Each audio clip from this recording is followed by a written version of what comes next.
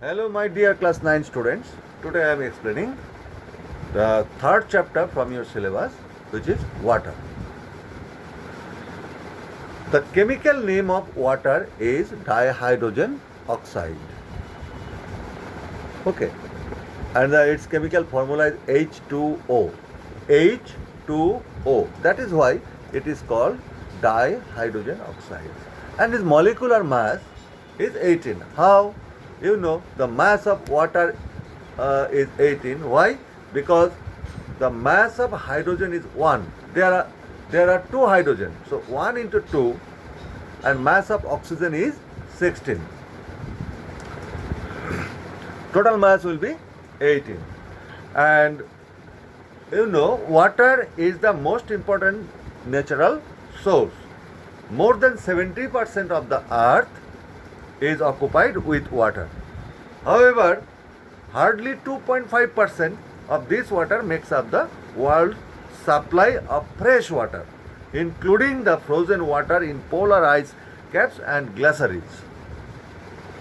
Water exists, very important thing, water exists in all three physical states.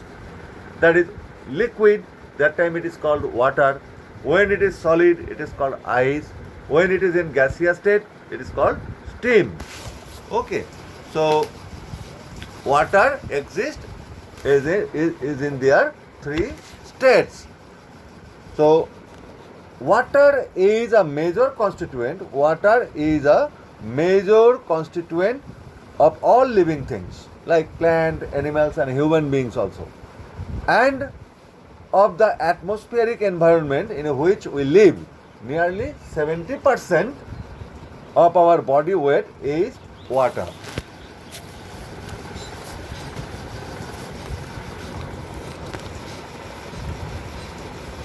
Okay. Ordinarily, water exists in the liquid state. Ordinarily, water exists in the liquid state. When heated under normal pressure, what is normal pressure? I explained in the gas laws, that is 760 mmHg. Okay, water boils at 100 degrees Celsius and changes rapidly into its gaseous state, which is steam. When steam condenses back into water, that time you must know heat should be released. When steam condenses and come back into liquid state, it should release some heat. This heat is called what? Latent heat of condensation, and it is equal to the latent heat of vaporization. Latent heat of vaporization. Okay, and point to be noted, it is the sudden release of latent heat of condensation that causes the valency associated with torrential rain. Okay, now I am explaining the physical properties of water. First of all, nature. Pure water is clear, transparent, liquid. Pure water is clear, transparent, liquid. It is colorless, odorless, tasteless. Okay, like this. Okay, sometimes you can tell water has some taste. Why water giving some taste? That is, water is called universal solvent, and most of the gases are soluble in water. Some gases are dissolved in water, that time you can feel some taste, but pure water don't have any taste. Now boiling point, under normal condition, that means atmospheric temperature and pressure, it boils at 100 degrees Celsius and freezes at 0 degrees Celsius. In this case, you need to know the purity of a liquid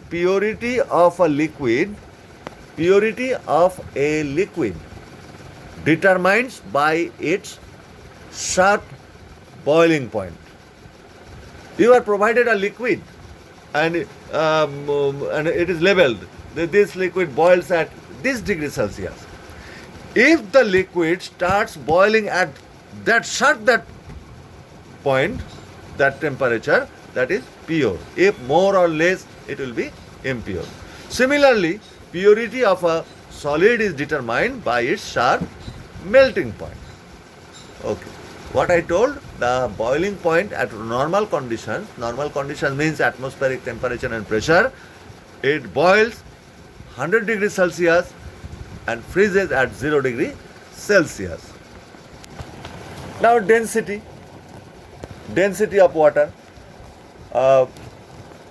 very interesting.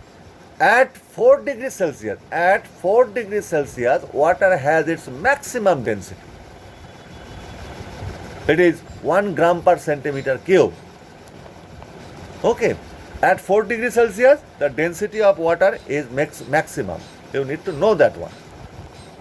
Now, anomalous expansion of water.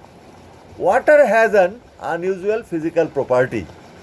When cooled, it first contracts.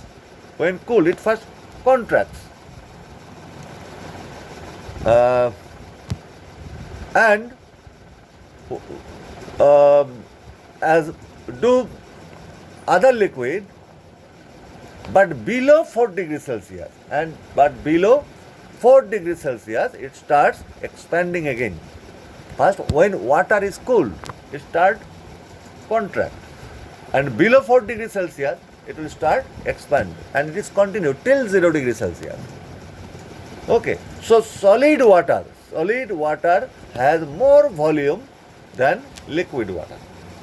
As a result, if volume is, density equal to mass by volume, if mass is fixed, same amount of water will become solid. So mass is fixed and divided by volume. So in ice, volume will be increased. So density will be decreased. As a result, ice floats on water. In this case, one question will arise, why ice floats on water?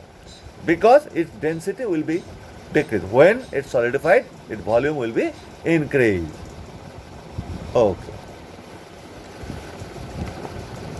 And the property of anomalous expansion of water enables marine life to exist in colder region of the world. Okay, you can see ice is there in a river or a lake. It is totally ice. But up to layer of ice, below the layer of ice, water is there. Okay, that in that water, aqua life or marine life is survives. The property of anomalous expansion of water enables marine life to exist in the colder region of the world. Because even when water freezes on the surface, it remains a liquid below the ice.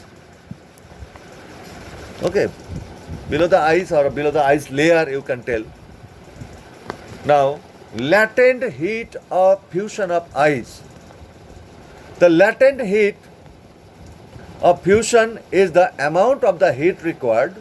Again, I am telling, the latent heat of fusion is the amount of heat required to change substance from solid state to liquid state at its melting point without any change in temperature.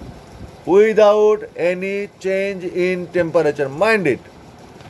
Okay, again I am telling, latent heat of fusion is the amount of heat required to change substance from solid state to liquid state at melting point without any change in temperature.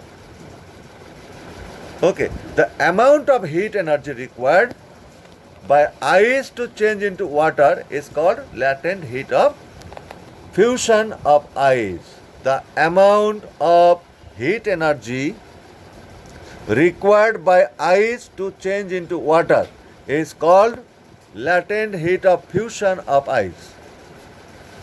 Its specific value is approximately 336 joule per gram or 80 calorie per gram. The same amount of heat is released when 1 gram of water solidifies to form 1 gram of ice at 0 degrees Celsius.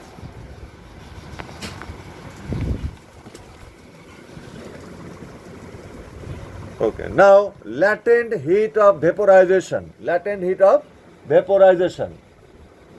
When water is boiled, it changes to gaseous state. The energy required to change into its vapor, at its boiling point without any change in temperature is called latent heat of water. Again I am telling, the energy required to change water into its vapor at its boiling point without any change in temperature is called latent heat of vaporization of water, and its specific value approximately 2268 joule per gram or 540 calorie per gram. The same amount of heat is released when 1 gram of steam condenses to form 1 gram of water at 100 degrees Celsius. Now, specific heat capacity. What is specific heat capacity?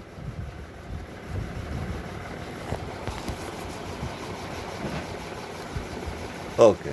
Specific heat capacity, it has been found that 1 gram of water when heated through 1 degree Celsius always absorb 4.2 joule per Kelvin, or you can tell 4.2 joule of heat energy. The fixed amount of heat absorbed by 1 gram of water when heated through 1 degree Celsius is called specific heat capacity. Okay, thank you. Thank you, students, for today. I will explain in the next class water as a universal solvent. Most of the gases are soluble in water. Then how to make it crystallize, water of crystallization, then solution, and some numericals. Okay, thank you, boys.